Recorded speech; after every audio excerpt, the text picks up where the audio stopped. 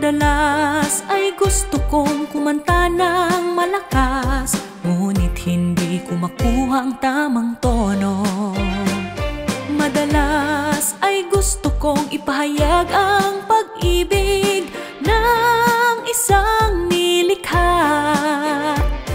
Ako ay naghanap sa lahat ng dako, ngunit hindi ko maisip ang tamang mga salita. Makapangyarihang Diyos, Ikaw ang pag-ibig sa aking puso. Puso ko'y lumulundag, mga kamay ko'y nagsasayaw, upang purihin ang iyong pagparito sa mundong ito.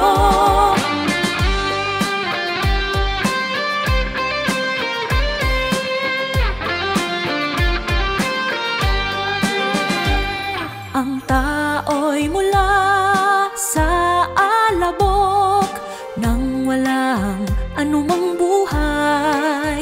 Nilikha ng Diyos ang tao at binigyan niya ang tao ng hininga ng buhay para ito ay mabuhay sa lupa. Nakakalungkot na ginawang tiwali ni Satanas ang tao, nawala na ang kanilang katuwiran at konsensya. Sa bawat henerasyon, sila ay nagsisibagsakan hanggang sa kasalukuyan. Makapangyarihang Diyos, Ikaw ang pag-ibig sa aking puso. Ako'y alabok na nakakakita sa malwalhati mong mukha. Paanong hindi ako yuyuko at sasamba sa iyo?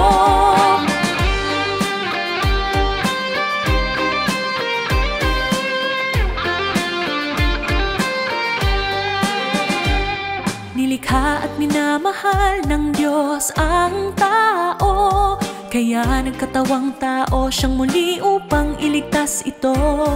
Tiniis niya ang pamamahiya at lahat ng uri ng pasakit, at natikman ang tamis at pait ng buhay, upang ang tao ay madala sa magandang hantungan, sa pagsapit sa atin ng gayong kaligtasan. Paanong hindi natin siya pasasalamatan ng walang hanggan? Makapangyarihang Diyos, Ikaw ang pag-ibig sa aking puso. Labis akong nagawang tiwali, pero ngayon ay iniligtas mo ako. Paanong hindi ako yuyuko at sasamba sa iyo?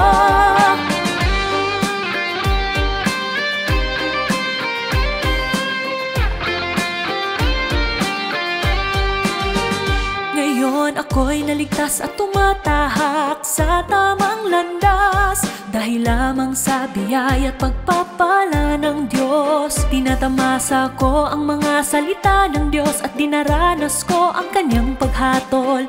Nalalaman ko ang Kanyang katuwiran at kabanalan. Sa pagtitiis niya ng lahat ng uri ng pang-uusig, pasakit at paghihirap, napagtanto ko na ang Diyos lamang ang pinakakaibig-ibig. Sa pagdanas ng gawain ng Diyos, ako ay nalinis, at sa wakas ay namumuhay sa liwanag. Sa wakas ay namumuhay sa liwanag. Makapangyarihang Diyos, Ikaw ang pag-ibig sa aking puso. Sa pagpapasakop sa mga pagsasaayos mo, sa pagtugon sa mga layunin mo, hindi na ako nagpapasya sa aking sarili.